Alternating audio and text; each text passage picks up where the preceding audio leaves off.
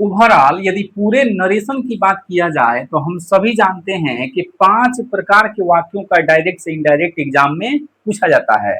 और उस 5 में से सबसे ज्यादा इरिटेट करने वाला, परेशान करने वाला, न समझ में आने वाला यदि कोई वाक्य है तो उसका नाम है एक्सक्लेमेटरी सेंटेंस। बिल्कुल ईमानदारी से बताइएगा कि क्या आप एक्सक्लेमेटरी सेंटेंस का डायरेक्ट से इनडायरेक्ट बिल्कुल आसानी से बना पाते हैं? और यदि नहीं बना पाते हैं, आपको ढेर सारा कंफ्यूजन हो जाता है, तो यह वीडियो आपके लिए ही है। Hello everyone, SK Deep Study Zone में आपका स्वागत है। तो चलिए इस वीडियो को शुरू करते हैं।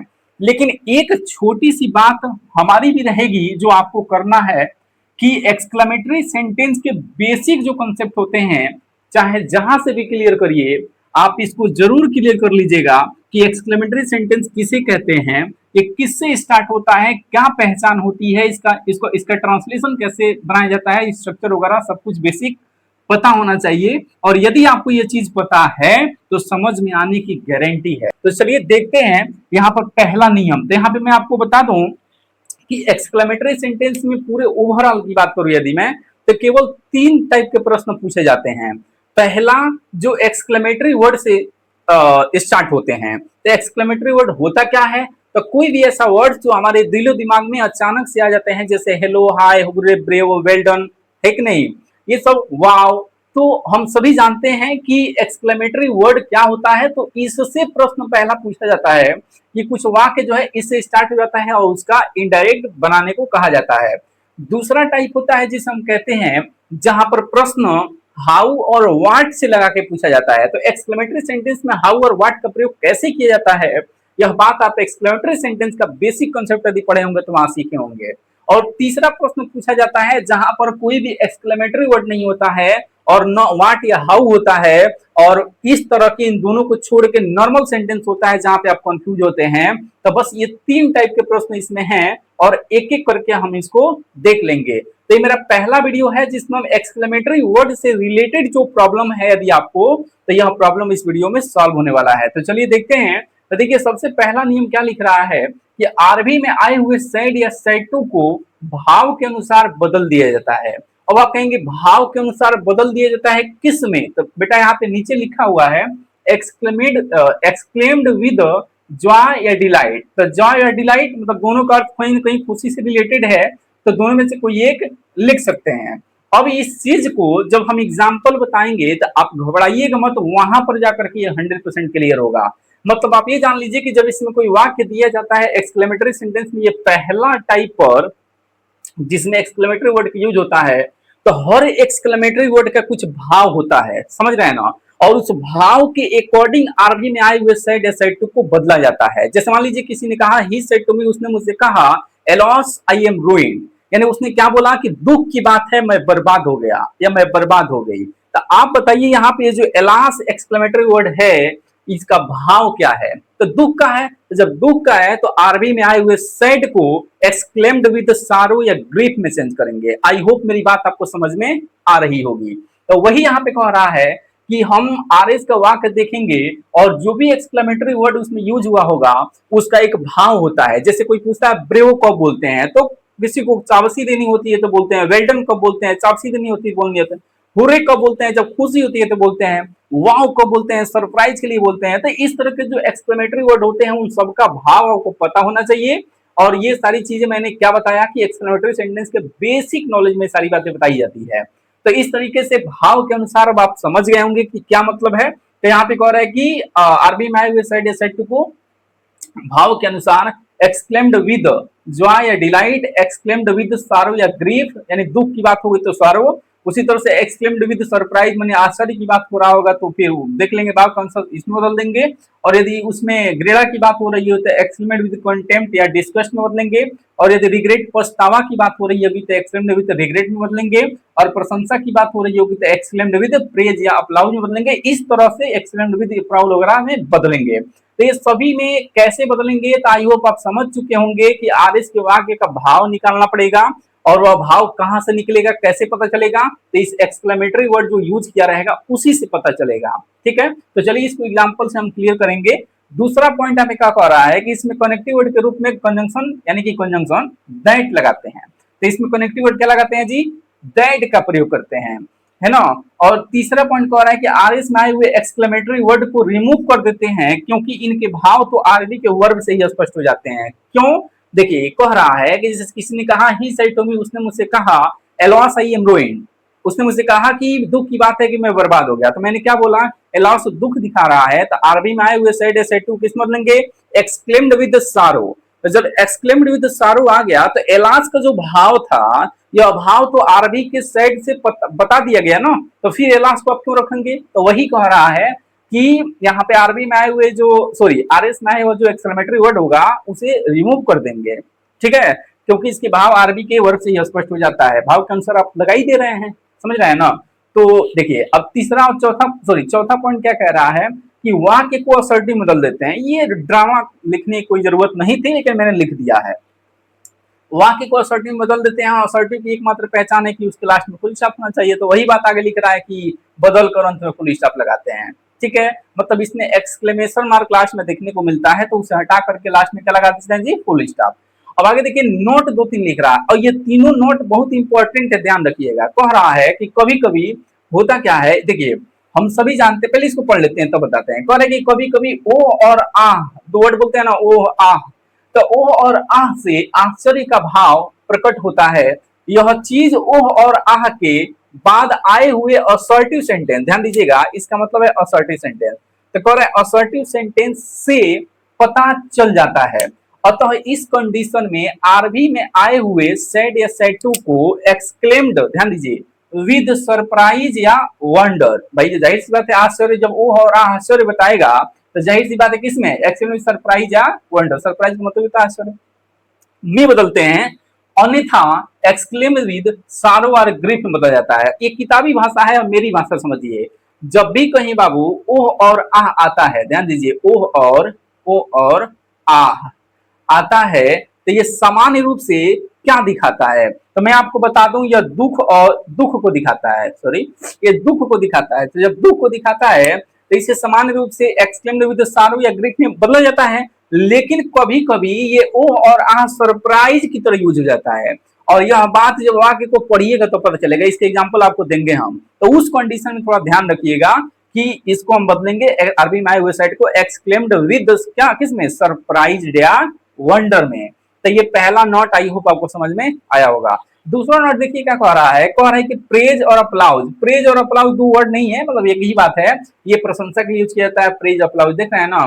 तो भाई कह रहा है कि प्रेज अप्लाउज को छोड़कर किसी भी एक्सक्लेमेटरी सेंटेंस या एक्सक्लेमेटरी वर्ड, ध्यान दीजिए एक्सक्लेमेटरी सेंटेंस या एक्सक्लेमेटरी वर्ड के साथ सामान्यतः ऑब्जेक्ट का प्रयोग हुआ रहा, सॉरी ऑब्जेक्ट का प्रयोग नहीं हुआ रहता है ना, नहीं हुआ रहता है, और कहीं आ भी जाए तो उसे सेंस लगाकर हटा दिया जाता है। अब मेरी भाषा में इसको समझिए, ये कहना ये चाह रहा है कि वो जो आरबी का वाक्य आ रहा है ना उसमें कहीं भी ऑब्जेक्ट नहीं आता है, ठीक है। कह रहा है कि प्रेज और अप्लाउज को छोड़कर, प्रेज और अप्लाउज को छोड़ने का मतलब क्या है कि यदि प्रशंसा वाला कोई वाक्य है तो उस कंडीशन में आरबी में ऑब्जेक्ट आएगा तो उसको लिखने का तरीका होगा, लेकिन बाकी इनमें से कोई भाव यदि प्रकट हो रहा है और उस कंडीशन में आरबी में कोई ऑब्जेक्ट आया हो, ऐसा संभव नहीं है, और यदि आता है तो उसे हटा देते हैं, यही बात कह रहा है। और यदि प्लेज और अप्लाउज वाले वाक्यों में आ जाता है तो उसे क्या करते हैं, यही तीसरा नोट है। और ये बात समझ में नहीं आई तो एग्जाम्पल से आ जाएगा। अब देखिए कह रहा है कि यदि प्रेज और अप्लाउज वाले वाक्यों में ऑब्जेक्ट का प्रयोग हुआ हो तो आरबी में आए हुए सेड टू को यहाँ पे अप्लाउज्ड या प्रेज्ड प्लस, मैंने दोनों में से कोई एक लगा लेंगे, इनमें से कोई एक लगा करके, और इसके बाद क्या कह रहा है, प्लस वो ऑब्जेक्ट लिखेंगे जो ऑब्जेक्ट आए रहेगा, है कि नहीं। और आगे कह रहा है कि सेइंग दैट का प्रयोग, देखिए सेइंग दैट अपने मन से लिखना है, का प्रयोग किया जाता है तथा ऑब्जेक्ट यदि नहीं है और उसमें प्रेज और अप्लाउज का भाव है तो उस कंडीशन में आरबी में आए हुए सेड या सेड टू, यहाँ कर लीजिएगा सेड या सेड टू को एक्सक्लेम्ड विद प्रेज्ड या अप्लाउज्ड, ध्यान दीजिए, सॉरी प्रेज, केवल प्रेज, ईडी नहीं लगेगा क्योंकि ईडी एक बार यहाँ पास्ट आ गया दोबारा नहीं आएगा, वही कह रहे कि प्रेज या अप्लाउज में बदला जाता है। मतलब ये कहना यही चाह रहा था कि जब क्या बोलते हैं प्रेज या अप्लाउज वाला यदि सेंटेंस आता है, प्रशंसा वाला कोई वर्ड इधर यूज हुआ रहता है आरएस में, तो आरबी में आए हुए सेड को आप प्रेज या अप्लाउज में बदलेंगे ना, तो उस कंडीशन में कह रहा है कि यदि उसमें ऑब्जेक्ट है तब तो आप इस तरह से बदलेंगे, ऊपर जैसे कह रहा था कि अप्लाउज या प्रेज में बदलेंगे, उसके बाद से ऑब्जेक्ट को लिखेंगे, जो ऑब्जेक्ट आया रहेगा, और सेइंग दैट अपने मन से लिखेंगे। और यदि उसमें ऑब्जेक्ट नहीं है और सिंस प्रेज अप्लाउज का है, तो उस कंडीशन में हम आरबी में आए हुए साइड SI2 को एक्सटेंड विद प्रेज या अप्लाउज, प्रेज या अप्लाउज में चेंज कर देंगे। तो आई होप यह तीसरा नोट भी आपको समझ में आया होगा, और यदि नहीं आया है तो चलिए चलते हैं नेक्स्ट स्लाइड पे और इसका एग्जाम्पल देखते हैं, आपको 100% क्लियर हो जाएगा। तो चलिए चलते हैं नेक्स्ट स्लाइड पे। तो आइए एग्जाम्पल देख लेते हैं ताकि सभी रूल सभी कंसेप्ट आपको क्लियर हो जाएं। तो यहाँ पे देखिए सबसे पहला एग्जाम्पल लिखा हुआ है, ध्यान से देखिएगा। कह रहा है कि ही सेड, उसने कहा, हुर्रे। अब ये जो हुर्रे है इसका भाव पता होना चाहिए। हुर्रे कब बोलते हैं? हम लोग कई बार दैनिक जीवन में कोई गेम वगैरह कोई खेल खेलते हैं, उसमें जब जीत जाते हैं तो बोलते हैं हुर्रे चिल्ला के, है ना। और कई बच्चे इसको निगेटिव वे में बोलते हैं, मुंह में उंगली डाल के बोलते हैं, और ये निगेटिव वे में ले जाने का प्रयास करते हैं, लेकिन ऐसा कुछ नहीं है, खुशी में बोले जाने वाला वर्ड है। तो इस तरीके से हो गया hurray, my old friend has come. वो ये कह रहा है कि खुशी की बात है कि मेरा पुराना मित्र क्या हो गया, आ गया है। समझ रहे हैं? तो ये खुशी का भाव है। तो अब बताइए आरबी में आए हुए सेड को मैंने क्या बोला, भाव के अनुसार। तो ये भाव कैसे पता चला? इस एक्सक्लेमेटरी वर्ड से। तो ये खुशी है तो एक्सक्लेम्ड विद जॉय, क्योंकि जॉय में क्या होता है, खुशी। तो इस तरीके से हमने बदला कि ही एक्सक्लेम्ड विद जॉय, पहला कॉन्सेप्ट हुआ। अब दूसरा इसमें कनेक्टिव वर्ड दैट लगाते हैं। तो कनेक्टिव वर्ड देखिए यहाँ पे दैट लग गया, कोई दिक्कत नहीं है। अब कह रहा था कि इसको हटा देते हैं, बाबू इसको हटा देंगे। क्यों हटा देंगे? क्योंकि बताइए खुशी का भाव ये दिखाता है, तो जो भाव ये दिखा रहा है उस भाव को व्यक्त करने के लिए यहाँ पे जॉय आ नहीं गया। जॉय का मतलब खुशी होता है ना, हुर्रे का मतलब भी खुशी, तो जो भाव है वो आ गया, तो इसलिए इसको हटा देंगे। हिंदी क्या है कि ही एक्सक्लेम्ड विद जॉय, मतलब कह रहा है कि उसने खुशी के साथ कहा, उसने खुशी के साथ कहा दैट की। अब यहाँ पे देखिए ये माई फर्स्ट पर्सन है तो इसके अनुसार बदल जाएगा। ये सारा कहानी आप पिछले वीडियो लेक्चर में देख रहे होंगे। तो ये माई का हीज हो गया, हीज ओल्ड, है ना, फ्रेंड। और ये चूंकि प्रेजेंट परफेक्ट है तो पास्ट परफेक्ट में जाएगा तो हेड कम हो जाएगा, है ना। तो इस तरीके से तो उसका पुराना मित्र आ गया था, इस तरह से। तो आई होप ये पहला एग्जाम्पल आपको समझ आएगा। नहीं आया तो दूसरा देखिए।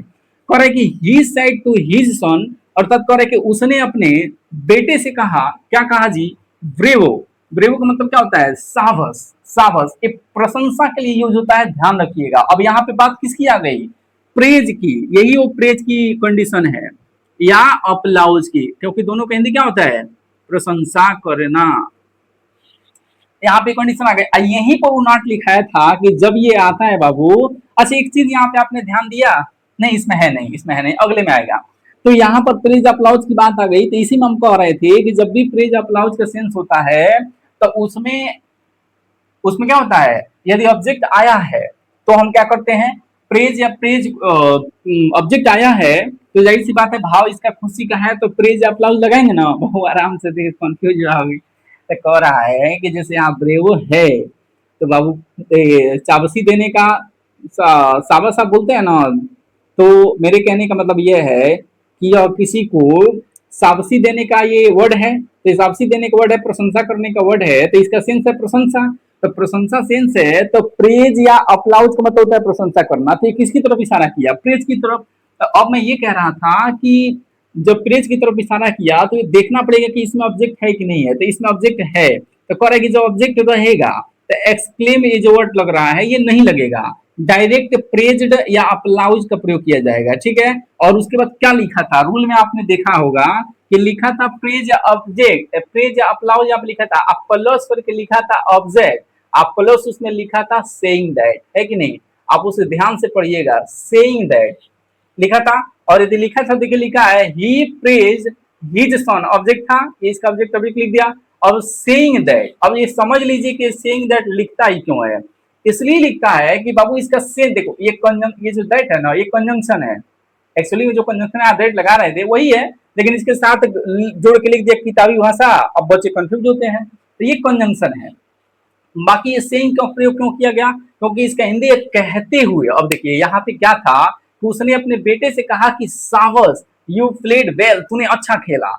अर्थात जब इसका सेंस देखिए, इनडायरेक्ट नरेशन होता क्या है कि जब ये बात हम किसी और से जाकर अपने शब्दों में डिलीवर करते हैं तो हम कैसे डिलीवर करेंगे कि उसने, अब देखिए उसने अपने बेटे की, अब क्या किया, अब हिंदी प्रशंसा करते हुए उसने अपने बेटे की, यहाँ देखिए ही प्रेज्ड, उसने प्रशंसा किया हिज सन, अपने बेटे की, सेइंग दैट, कहते हुए की, कहते हुए की, या फिर इसे ऐसे कह लीजिए कि उसने अपने बेटे की प्रशंसा करते हुए कहा कि, ऐसा भी कह सकते हैं।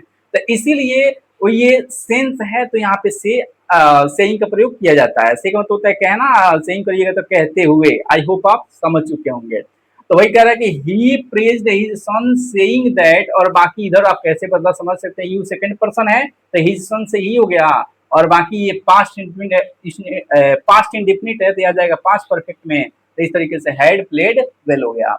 अगला देखिए यहाँ पे कह रहा है कि द टीचर सैड। अब देखिए फिर यहाँ ब्रेव आ गया, तो फिर ब्रेव आ गया तो किसकी तरफ इशारा किया, प्रशंसा की तरफ। तो प्रशंसा के लिए प्रेज या अप्लाउज जाता है ना, तो ये आएगा। लेकिन मैं कह रहा हूँ कि प्रेज अप्लाउज के बाद ऑब्जेक्ट प्लस सेइंग दैट, एक कॉन्सेप्ट कब लग रहा था, जब ऑब्जेक्ट आ रहा था तब, और ऑब्जेक्ट अब नहीं है। तो जब नहीं है तो यहाँ पर आरवी में आई वेबसाइट को एक्सक्लेम्ड विद प्रेज या अप्लाउज, खत्म कहानी। तो वही कह रहा है, देखिए the teacher exclaimed with praise. अब बताइए ऊपर वाला कंडीशन क्यों नहीं लगाया, इसलिए नहीं लगाया क्योंकि इसमें ऑब्जेक्ट था, इसमें ऑब्जेक्ट नहीं है, यही वो बात कह रहा था। तो वही कह रहा है कि the teacher exclaimed with praise that, और बाकी इधर का कैसे बदला आप समझ सकते हैं, यू सेकंड पर्सन है तो उधर के ऑब्जेक्ट से, तो चूंकि ऑब्जेक्ट नहीं है तो कुछ अपने मन से भी मान करके रख लिया जाता है, ठीक है। और इस तरीके से हो गया I had got the first prize. ये किस टेंस का है, किस टेंस में बदला, ये सारी बातें आप पहले पढ़े हैं, और नहीं पढ़े हैं तो पिछली वीडियो लेक्चर को आप देखिए। आगे कह रहा है कि हर बात बताने लगेंगे तो टाइम लगेगा ना बाबू। अब टेंस अब बताइए यहाँ तक यदि आ गए हैं तो कहीं ना कहीं आपने टेंस में परिवर्तन संबंधी नियम को पढ़ करके ही आया होगा। अब यहाँ देखिए कह रहा है कि ही सेड, उसने कहा ओह। अब ये वो वाला कॉन्सेप्ट देखिए, ओह और आह वाला बताए थे कि ये सामान्यतः दुख को प्रकट करने के लिए यूज किया जाता है, लेकिन कभी कभी ये सरप्राइज के लिए यूज हो जाता है। तो यह बात इसके बाद यह बात कैसे पता चलती है कि इसके बाद जो आरएस सेंटेंस लिखा रहता है उसका सेंस निकालिएगा, पता चल जाएगा। देखिए कैसे कह रहा है कि ही सेड, उसने कहा ओ यू सॉल्व द क्वेश्चन। अब बताइए सरप्राइज में बोला गया है कि दुख में बोला गया है, कोई किसी प्रश्न को सॉल्व कर दिया तो दुख की बात है कि सॉल्व कर दिया, अरे नहीं।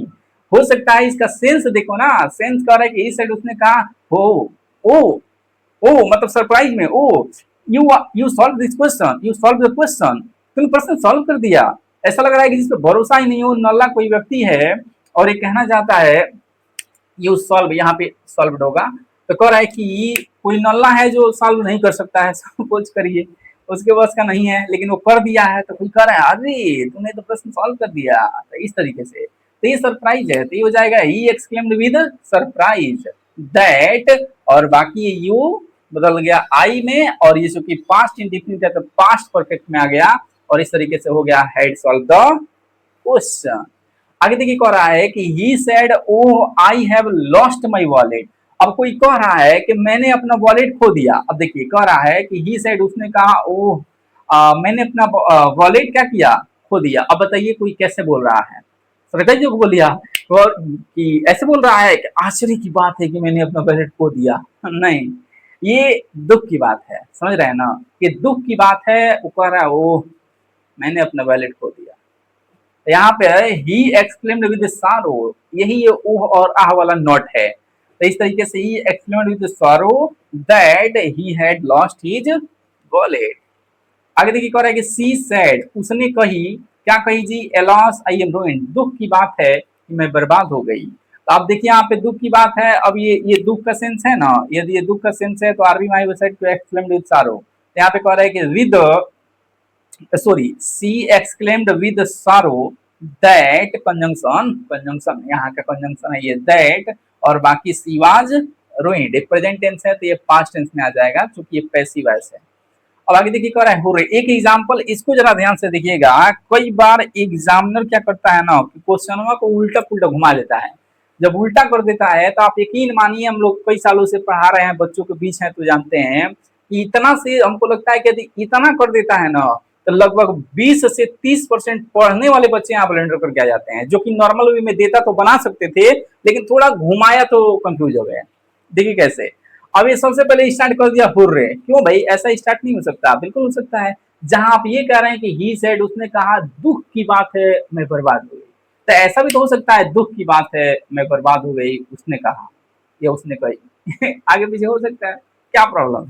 तो ये कह रहे हैं कि हुर्रे यानी दुख की बात है, क्राइड द बॉय या सॉरी, हुर्रे दुख की बात नहीं ना है जी, हुर्रे खुशी की बात है ना। तो हुर्रे यानी खुशी की बात है, सेंस है, खुशी की बात है, कोई खुशी में बोल रहा है कि क्राइड द बॉय, यानी लड़के ने चिल्लाया, खुशी से लड़के ने चिल्लाया कि I have won the prize, मैंने प्राइज जीत लिया है, मैंने प्राइज जीत लिया है। अब देखिए इसका सेंस एक्चुअली में जब इसको सीधा करोगे, कैसे भी उल्टा पुल्टा दिया है, तो उसको सीधा करो ना, पकड़ के उसका कान, तो सीधा करो। इसका सेंस क्या है, इसका सेंस यही है ना कि लड़के ने खुशी में कहा है, खुशी के साथ कहा है, तो वही कह रहा है कि लड़के ने कहा है ना, तो the boy exclaimed with Joy, पलट के पकड़ के मैंने सीधा कर दिया, क्या दिक्कत है। तो वही कह रहे हैं कि the boy exclaimed with joy that, और बाकी सेंटेंस को, ये प्रेजेंट परफेक्ट है तो पास्ट परफेक्ट में आएगा, तो he had won the prize. तो आई होप यह एक्सक्लेमेटरी सेंटेंस का जो सबसे पहला कंसेप्ट है एक्सक्लेमेटरी वर्ड वाला, यह कंसेप्ट आपको 100% क्लियर हुआ होगा। यदि तो चलिए मिलते हैं नेक्स्ट वीडियो में, और यदि हमारी वीडियो आपके लिए हेल्पफुल सिद्ध होती है तो आप हमारे channel SK Tip Study Zone को सब्सक्राइब कर सकते हैं। तो चलिए मिलते हैं नेक्स्ट वीडियो में। Thank you for watching this video. जय हिंद, जय भारत।